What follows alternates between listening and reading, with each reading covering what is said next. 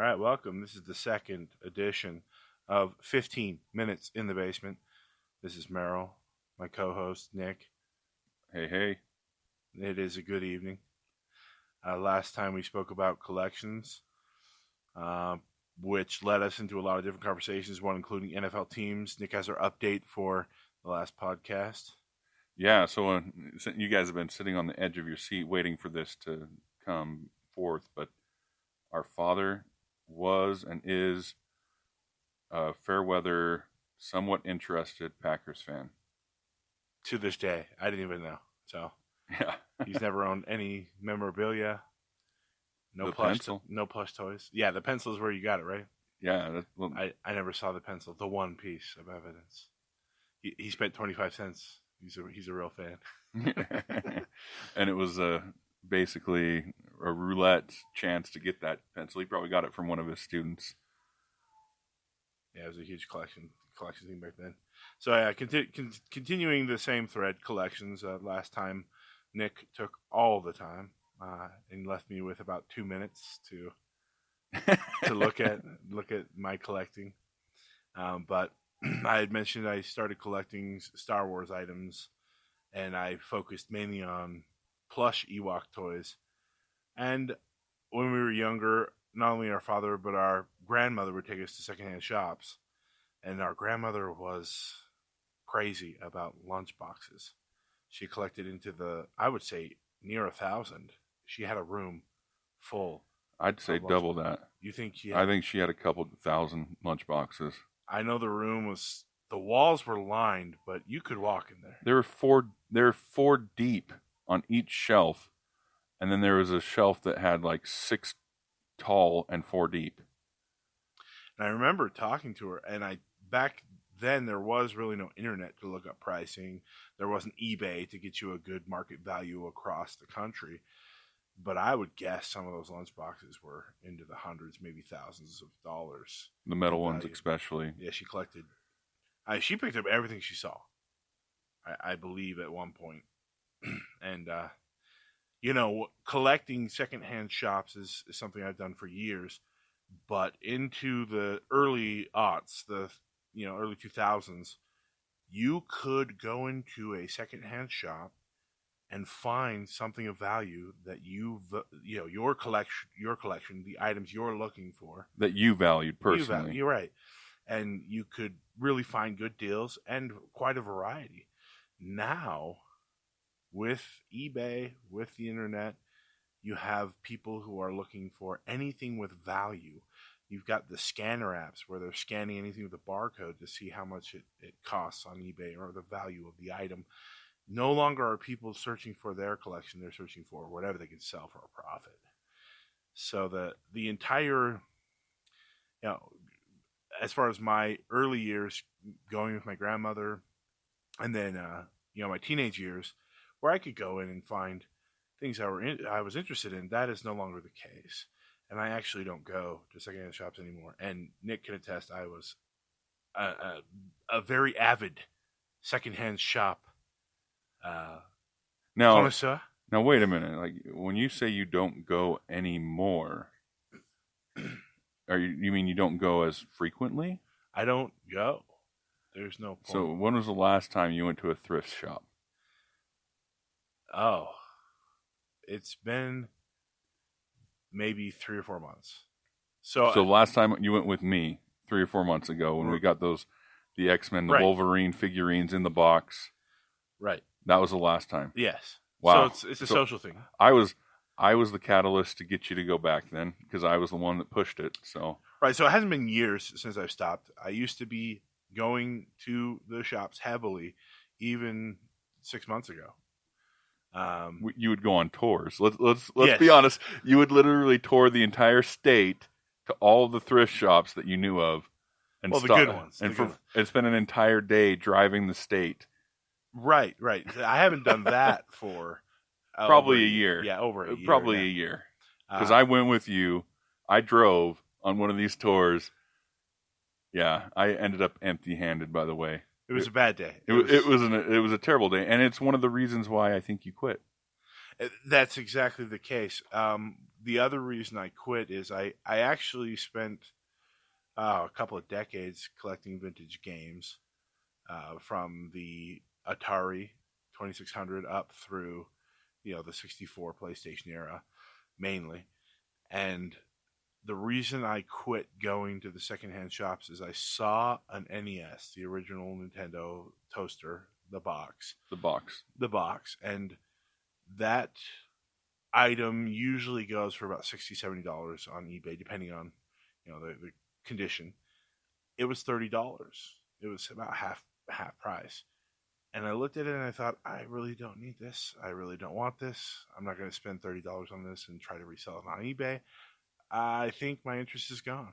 So I would say my collection stint was probably strongest when I lived in Japan, and I could get a lot of good games. Famicom, Super Famicom. Yeah, all of the Japanese Nintendo products and PlayStation products when I was living there was probably when I was busiest as far as hunting. Yeah, and it also takes a lot of time. And around here, you can't really go after hours and find anything open. Right. So, yeah, there when I was in Japan, I would, after work, I would work, 12, 13-hour days. And then it would be 10:30 when I got out. And I would go, and the stores would be open till 1, 2, sometimes 24/7 in the big city there. I worked in Osaka.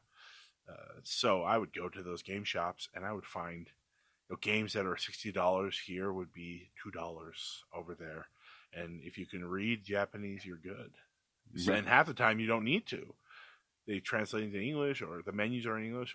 So yeah, I was a major game collector for decades, but I'm pretty much done. What would you say is the highest number of, let's just say, regular Nintendo? Like, what was the number of games you had, different separate titles, not repeats?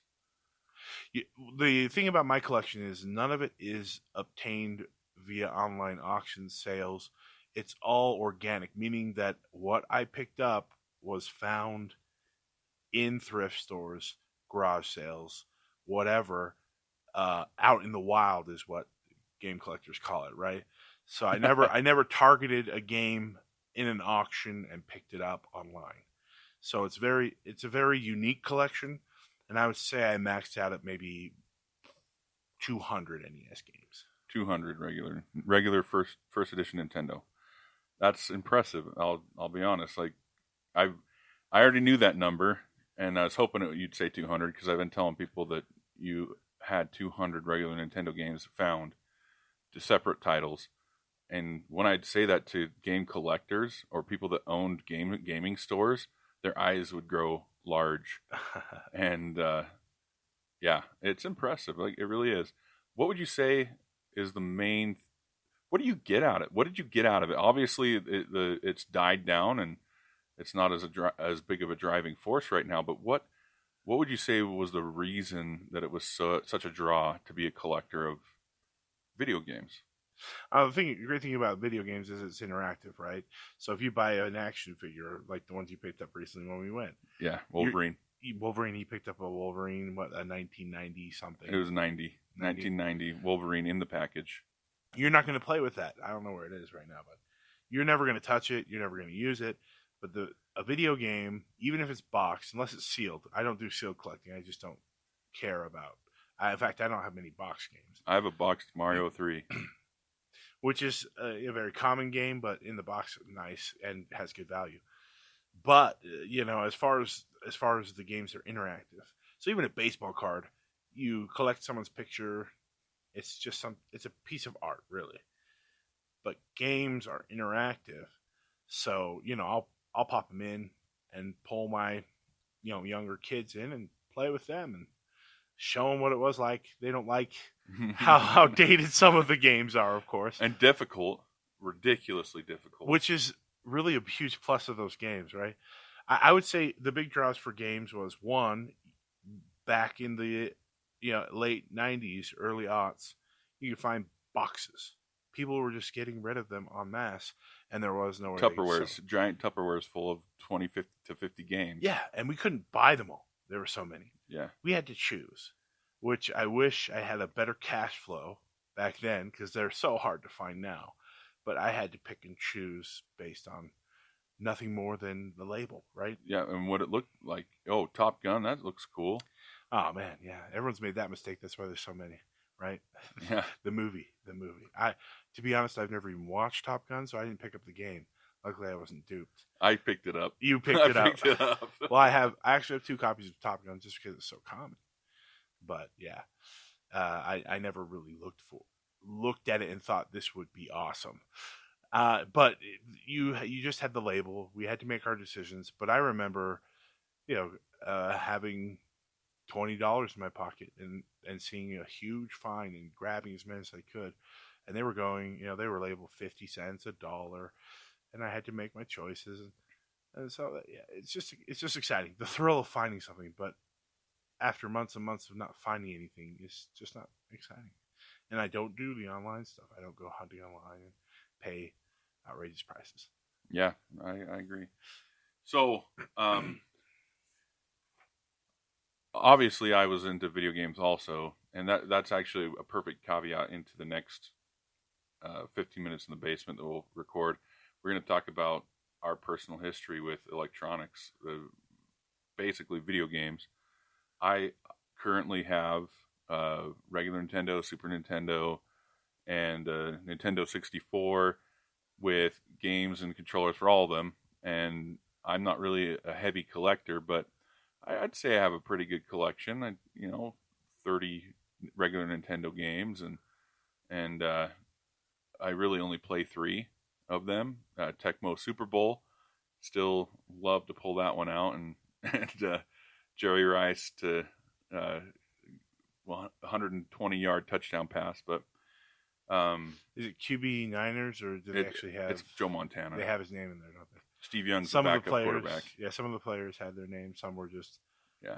running back Eagles or something stupid. QB Eagles is the fastest person in the game. Don't let Bo Jackson or any of those other running backs fool you, man. QB Eagles, I know because my younger brother, that's younger than Merrill here, is always that's his team. But for me, collecting, it gave me comfort and made me feel good because I didn't get those things when I was younger, when they weren't in the thrift shops. I didn't get to, I saw my neighbors. I went over to friends' houses, and they would have, Game Boys and Nintendos and all these really cool toys and G.I. Joes and Ninja Turtles and the things that I really loved, watching the cartoons. And that's another topic for another day, cartoons. But I'd see them, and I would be envious. I would envy them. And then I'd go to the thrift shop, and there's 15 G.I. Joes in a bucket, and you can get the whole bucket for $2, and all of a sudden I have 15 G.I. Joes in your face. Joe down the street, Joe Buddy that never let me touch his toys. But yeah, that's probably what it was for me. So I think that kind of wraps it up for this second half of our collections podcast. Any other last thoughts before we head out? And wait, you'll have to sit on the edge of your seat till the next time. Yeah, good, done. All righty. Well, it sounds like it's done. So it's a little bit less than 15 minutes, but we'll see you next time.